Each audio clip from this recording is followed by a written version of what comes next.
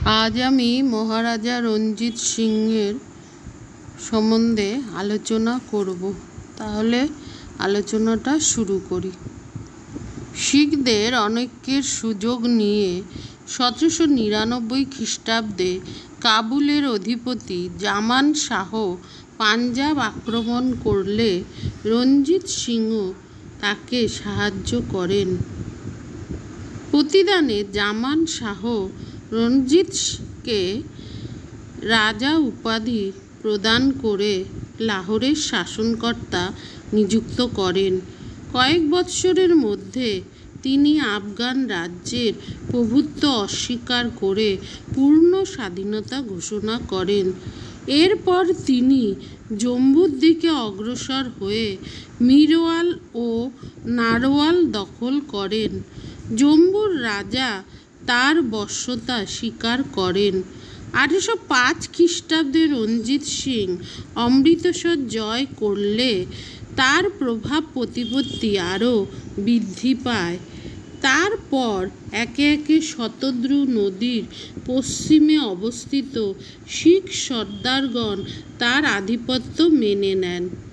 1806 খ্রিস্টাব্দে তিনি লুধিয়ানা দখল করেন এবং শতদ্রু নদীর পূর্ববর্তী অঞ্চলে তার অধিকার বিস্তারের সুযোগ দেখা দেয়। এতে শতদ্রু নদীর পূর্ব তীরস্থ শিখ রাজ্যগুলির শাসকরা রঞ্জিত সিংয়ের উদ্দেশ্য বুঝতে পেরে ইংরেজদের শরণাপন্ন হয়। সামরিক ও কূটনৈতিক কারণে ইংরেজরা শতদ্রু নদীর পূর্ব দিকে রঞ্জিত সিংয়ের অগ্রগতিতে বাধা প্রদান করবার প্রয়োজনীয়তা উপলব্ধি করেছিল। ঠিক সেই মুহূর্তে রঞ্জিত সিংয়ের বিরুদ্ধে যুদ্ধ করা গভর্নর জেনারেল লর্ড মিন্টো যুক্তিযুক্ত মনে করেন না। তিনি পরস্পর আত্মরক্ষামূলক চুক্তি সম্পর্কে আলাপ আলোচনার জন্য চার্লস মেটকাফকে রঞ্জিত সিংয়ের দরবারে পাঠান। রঞ্জিত সিং এই সময় সমস্ত শিখ রাজ্যগুলোর ওপর তার আধিপত্য দাবি করেন। এই নিয়ে দীর্ঘদিন আলাপ আলোচনা চলেছিল। রঞ্জিত সিংহ ইংরেজদের শক্তি সম্বন্ধে অবহিত ছিলেন। তিনি ইংরেজদের সঙ্গে চুক্তি করতে সম্মত হন। ফলে ইংরেজদের সঙ্গে অমৃতসরের সন্ধি 1809 খ্রিস্টাব্দে তিনি এবং ইংরেজরা স্বাক্ষর করেন। এর দ্বারা রঞ্জিত সিংহ ও ইংরেজদের মধ্যে চিরস্থায়ী মিত্রতা স্থাপিত হয়। রঞ্জিত সিংহ প্রতিশ্রুতি দেন যে তিনি শতদ্রু অতিক্রম করে পূর্ব দিকে আর রাজ্য বিস্তারের চেষ্টা করবেন না। ইংরেজরাও শিখ রাজ্যের কোনো ব্যাপারে হস্তক্ষেপ করবে না বলে প্রতিশ্রুতি দেয়। রঞ্জিত সিংহ এই সন্ধির পর আরও 30 বৎসর জীবিত ছিলেন, কিন্তু এর মধ্যে তিনি কখনো অমৃতসরের সন্ধি ভঙ্গ করেননি। এই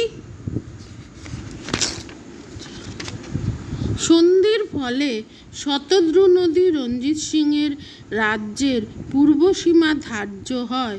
শতদ্রু নদীর পূর্ব তীরে অবস্থিত শিখ রাজ্যগুলি ইংরেজদের আশ্রয়ে থেকে যায়।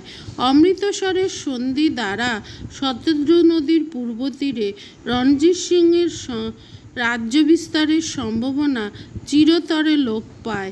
এই সন্ধির দ্বারা ইংরেজদের কাছ থেকে তার একরকম কূটনৈতিক পরাজয় হয়েছিল।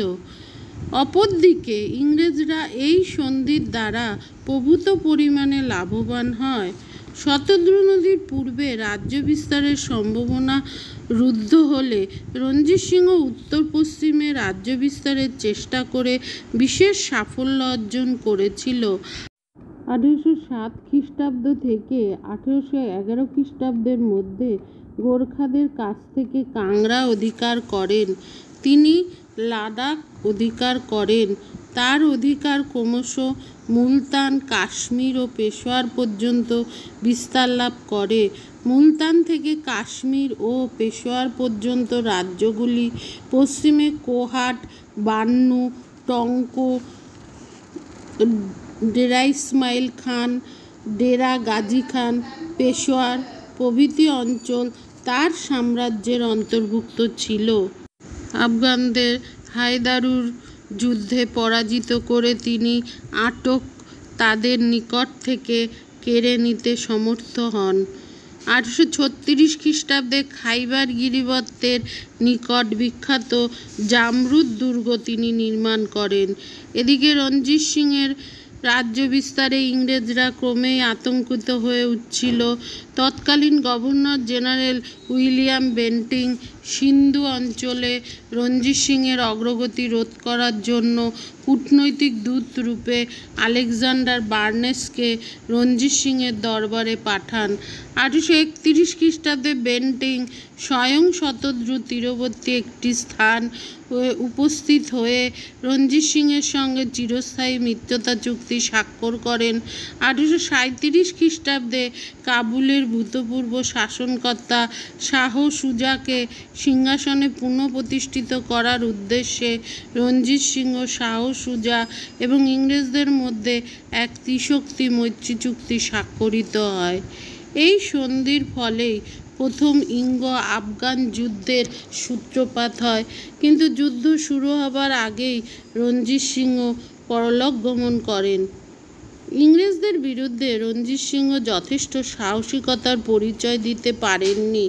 তাদের সঙ্গে চিরস্থায়ী মৈত্রীতে আবদ্ধ হয়ে তিনি নিজে দুর্বলতাই প্রকাশ করেছিলেন। ইংরেজদের নিকট রঞ্জিত সিংয়ের যে কূটনৈতিক পরাজয় হয়েছিল সেই বিষয়ে সন্দেহ নেই, তবে এটাও সত্য যে রঞ্জিত সিংহ ছিলেন খুবই বাস্তববাদী। তিনি ইংরেজদের ক্ষমতা সম্বন্ধে অবহিত ছিলেন। তিনি টিপু সুলতানের পরিণাম সম্বন্ধেও জানতেন। মারাঠাদের পরাজয়ের কথাও তার অজানা ছিল না। এসব কারণেই তিনি ইংরেজদের সঙ্গে সংঘর্ষে লিপ্ত হতে চাননি। তার উত্তরাধিকারীরা ইংরেজ বিরোধী নীতি অনুসরণ করেছিল। এর ফল কিন্তু ভালো হয়নি। আজ আসি।